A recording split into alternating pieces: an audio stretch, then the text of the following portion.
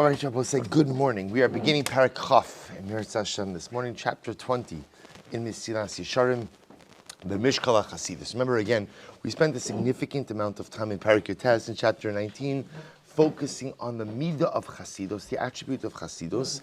In this particular chapter, we now begin to focus on Mishkal HaChassidus. Literally means the weighing of Chassidus, the weighing.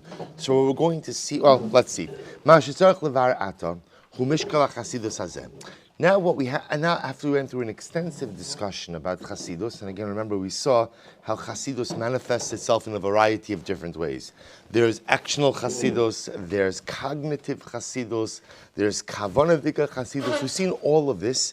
Now the shaila is Mishkal, how to weigh when to be a Chassid, when not to be a chassid, which sounds strange because we spend so much time focusing on this particular attribute, you would assume that it applies and is necessary at all times. But watch this. V'hu inyan ikari ma'od ma'od. This is something exceptionally important. V'teida be'emes shezohi hamalacha hakasha shebechasidus. This, in fact, is the most challenging part of Chasidus. Kidakusu rav, because it's very precision, requires a lot of precision. V'yesh liyetzer badavar hazeh knisa gidola. Alkein ninse sakanasu atzuma ki harbe dvarim tovim yuchal hayetzer l'rachei kiluhim roim v'harbe chatoim l'karev kiluhim mitzos gidos. We'll say the Ramchal's words here are a bit cryptic. They're going to make more sense in the next paragraph. But he says there's something so fascinating. Sometimes the way life works, that Yetzer Hara, that we spoke about many times, that internal self-sabotaging mechanism, can sometimes make certain good things look sinful and certain sinful things look good. Meaning the great challenge we have in life is that it's not, if right always looked right and if evil always looked evil, life would be much simpler. But because often, again, our vision is skewed, that's where life becomes a bit more complicated. You'll see what he means. Watch this. U'be'emes, shelo yuchal ish lahatzliach b'mishkal hazeh, ela b'shlosh dvarim. So we'll say, what the Ramchal is telling us is as follows, is that although we outlined the parameters of Chassidus in the last chapter, and really outlined anything and everything, one still has to figure out what is right, what's wrong. This goes back all the way to the beginning of the Sefer, which, if you remember again, the Ramchal already in Zehirus, in the first Midah, says what's the most important thing in life? Most important thing, hands down, the most important thing in life is, I wish I chazar this probably, right? The most important thing in life is, what is the Tov Ha'amiti? What is the ultimate good? What is the ultimate good that I am working towards? Right? By the way, that's not an absolute statement. That is a subjective statement. What is my Tov Ha'amiti? Ultimately, again, what is the ultimate good that I am working towards? You're supposed to say, what Ramchal was highlighting, this mamish goes back months and months and months, the beginning of the Sefer. The great challenge most of us have in life is that when we make a plan, our plan is usually limited to the day. Right? What do I have to accomplish today? And if I'm really good, what do I have to accomplish this week? But the Ramchal points out most of us don't really have like a life plan. What is the ultimate thing I want to accomplish? And when I say thing, it doesn't necessarily just mean one thing. But right now, what is the one thing I want to accomplish? What is my Tov Ha'amiti? What is it that I'm working towards? What is it that I'm working on? What is that Tov? And conversely, there's what? There's the Ra Ha'amiti. What is that negative thing that I'm trying to avoid, right? Those are the major questions that I have for myself in life.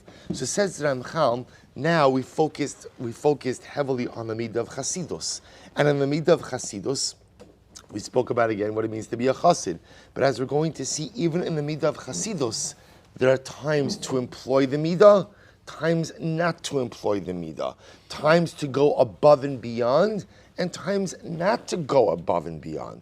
But how do you know when? That's why the title of the chapter is Mishkal HaChassidus, the weighing of Chassidus. When should I be a chassid? When should I not be a chassid? When should I use the midah? When should I not use the midah? So on and so forth. He says, but in order to know that, you really need three primary things.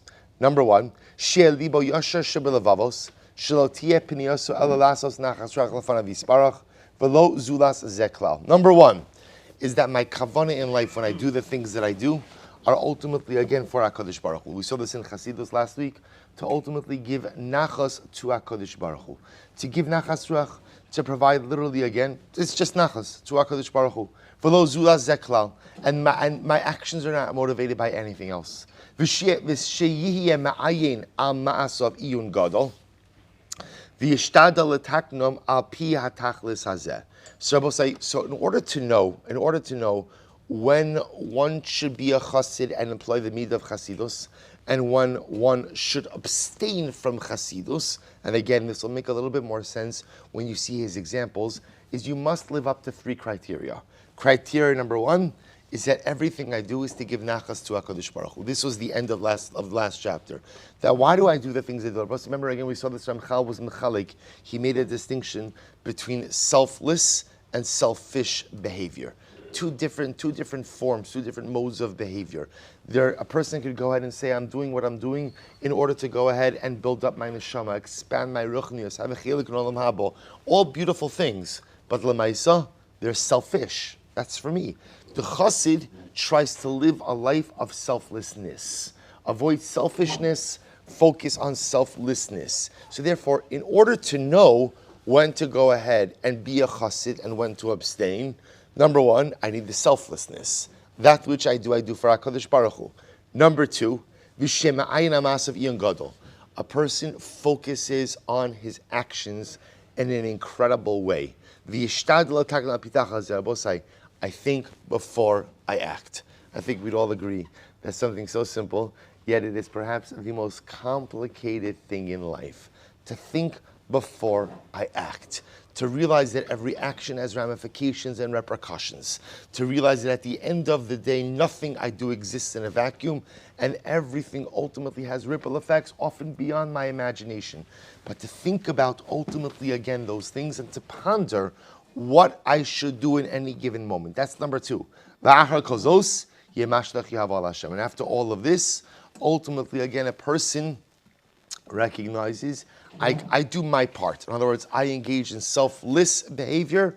I think before I act, and then I recognize that ultimately, again, HaKadosh Baruch Hu is the choreographer of all of the events of my life. Sha'az ya'amer bo, ashrei adam oz lo bach, lo yimne tov lahochi b'tabim. So amnam emechad minat tanoim ha'ila yechsar lo yagia el hashleimus v'karev hu lihi kasha v'lipol. So I will say, but if chas v'shalom, one of these components are missing from my dynamic life activity, so either again I'm missing selflessness, or again I'm going ahead and not thinking before I act, or number 3, I don't trust in HaKadosh Baruch Hu to be the choreographer, then everything is off, right? Then ultimately, again, then everything is off in life, and somehow, again, my ability to decide when to be a chassid and when to abstain sometimes becomes a little bit faulty. Also, we have to stop over here for today, but we'll pick up with this. Again, you'll keep these steps in mind. You're going to see this is going to make much more sense tomorrow when we get actually into the examples. This struggle between when should I be a chassid, when should I not be a chassid? When should I strive for this additional level of piety versus when is it not a good thing? So again, 3 criteria in order to be able to make good decisions in life: selflessness, thinking before I act, and a total belief in HaKadosh Baruch Hu as the choreographer of my life. The application of these 3 constructs, or 3 principles, in Mesillas Hashem tomorrow.